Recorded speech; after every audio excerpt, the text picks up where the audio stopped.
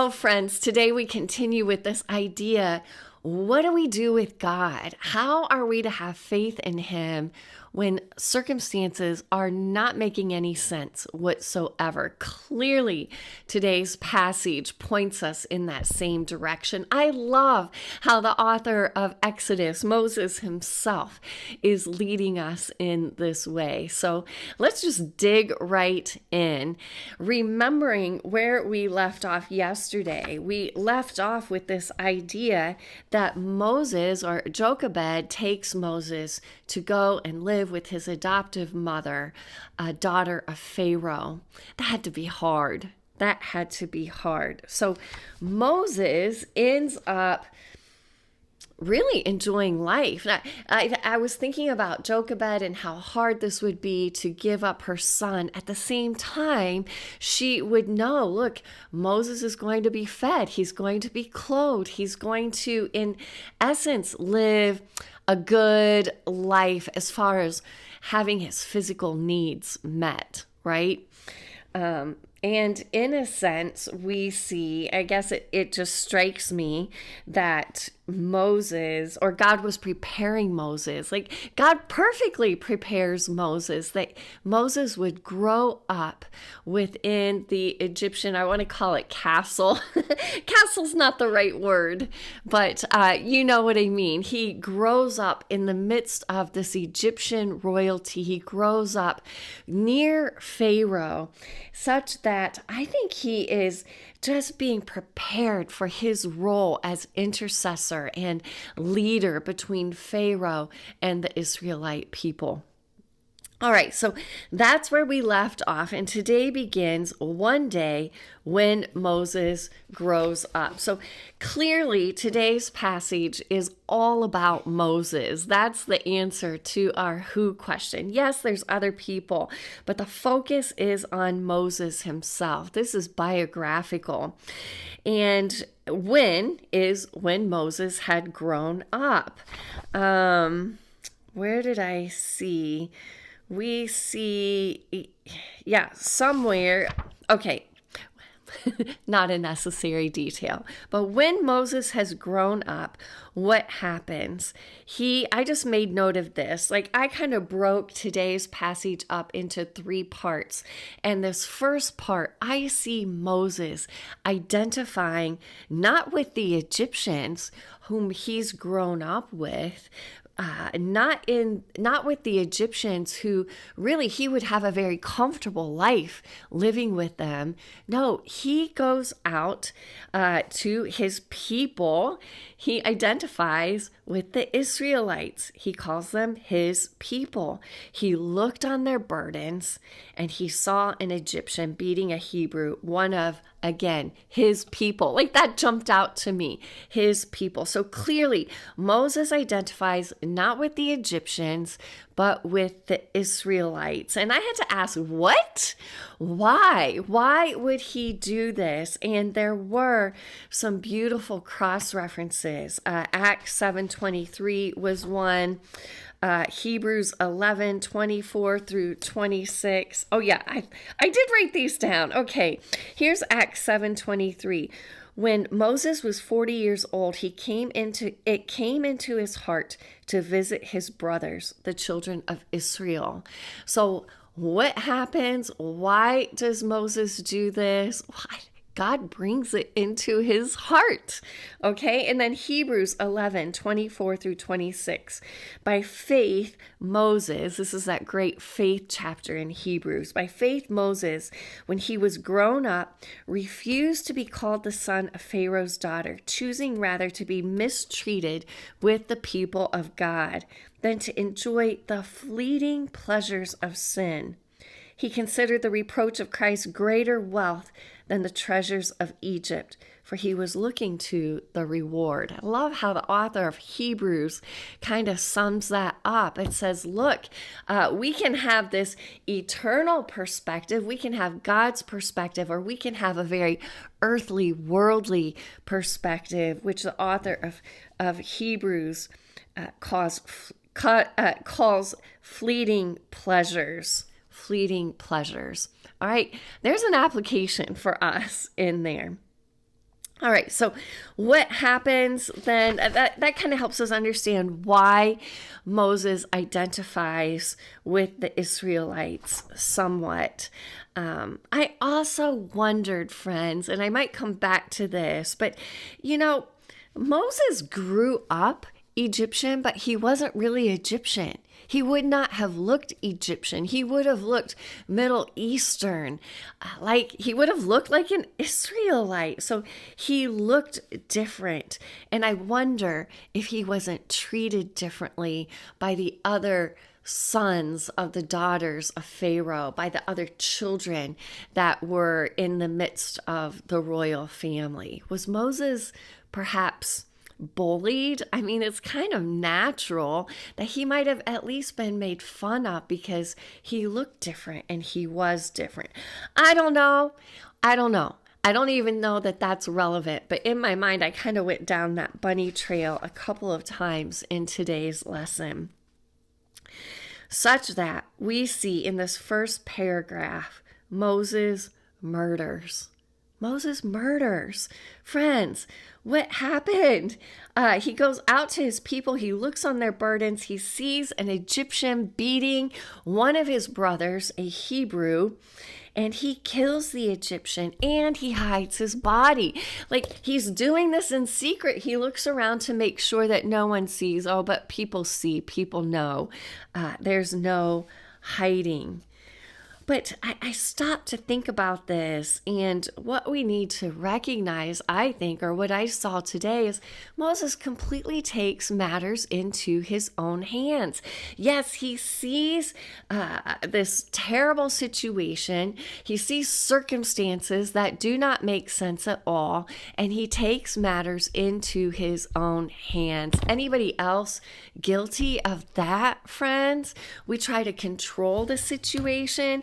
I think Moses just completely loses it. Here's another reason why I wondered if he wasn't himself mistreated as a little boy. He quickly blows a gasket and he murders. He murders.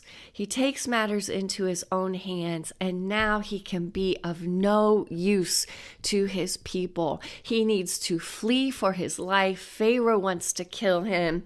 Look what happens, friends. Look what happens when we take matters into our own hands. Like I just put, ugh. I've done this so many times. Okay, not murdered, but I've taken matters into my own hands, especially when circumstances don't make sense. I can just panic. I can panic. All right, so that's paragraph 1. Paragraph 2, here's life in Midian. And I just kind of summed up this paragraph as Moses settles, he marries, he has a son. Where did I get that word settled? From verse 21, and Moses was content to dwell with the man. All right, so he ends up dwelling in Midian. To dwell means to settle in, to take up residence, to become established. All right, this wasn't just a short-term thing. Moses becomes established in Midian. What had happened? Like, I think here we do see a good side of Moses, right? Like, Moses seems to have a heart for the underdog. Moses seems to have a heart for those who are being persecuted or bullied or mistreated. And again, it just made me wonder, did Moses live that himself in some way? Is that why he has this heart? But he sees these 7 daughters of Reuel, the priest of Midian. They're being bullied. They're being mistreated by the shepherds. And Moses intercedes. He rescues them. And then he ends up dwelling with their father and their family, such that Reuel ends up, this Midian priest, gives Moses one of his daughters to be his wife, and together they have a son whom Moses names Gershom, which sounds like the Hebrew word to sojourn. His name means I have been a sojourner in a foreign land. Moses gives us the meaning of the name. And friends, today I just see that having deeper meaning than I've ever seen before. Like, I've always felt for Moses having to flee to Midian, but there's so much more here. Like, Moses didn't fit in with the Egyptians. He doesn't really fit in with the Israelites because he's grown up Egyptian.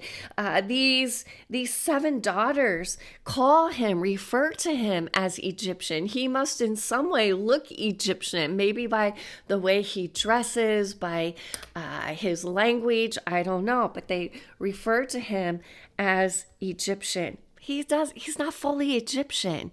Now he's in Midian and he's not a Midianite. Moses does not fit in anywhere. He's truly a sojourner. And beyond that, Moses has killed a man. He's a murderer. And I don't know, like, that has to be weighing on him. His reason for hiding goes with him into Midian as he sojourns there. So, wow, circumstances are not making sense for Moses, are they? And we see Moses has taken matters into his own hands. It's interesting to me that Moses, the author of this, tells his own story. Like, if he wanted to show, he could just tell us that he was this great Israelite leader. But no, he shows us where he messed up. He shows us, he tells us, he explains to us that when circumstances didn't make sense, he took matters into his own hands. He became a murderer. And clearly he is showing us, look, this is the wrong response. We are never meant to take matters into our own hands. I think this shows Moses has humility. But then we have this final paragraph, and I think here Moses is telling us when circumstances don't make sense, here's what we are to do. We are to turn to God. Oh, in our pain, in our distress, in our groaning. Like, that's what groaning is.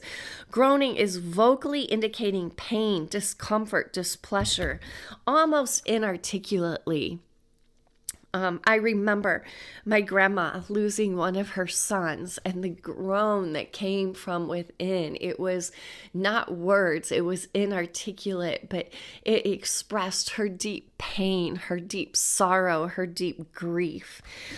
When circumstances don't make sense, Moses is saying, look, turn to God, cry out to him, seek God. Seek God. I love that. He shows us the wrong response. He shows us the right response. Friends, there's a lot to unpack in this passage. It's good to ask the who, what, where, when, how kinds of questions. But ultimately, and if you only have time for one question, I encourage you, I beseech you to ask, what does this passage tell us about God? And it's beautiful. What does this passage tell us about God? What does Moses know about God that he wants the Israelites to know and now we get to know? Look, verse 24, God hears. God heard their groaning. God hears. God remembered his covenant with Abraham. Friends, this isn't a remembering like, oops, I forgot. Like, I forgot to buy dog food and I need to handle that. No, this is God. God never forgets his word. He never forgets his promises. He's just recalling them. He's thinking about his promises as he hears their groaning.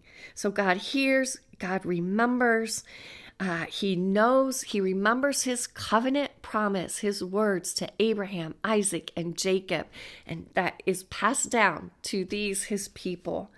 God saw the people of Israel. God sees, friend, God sees you, and God knew, meaning God understood. He understood.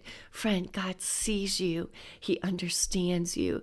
If we have time for only one question, let us ponder that. God hears. He remembers. He sees. He understands. When our circumstances don't make sense, let us turn to this God who sees and hears and knows us in the deepest soul-searching way possible.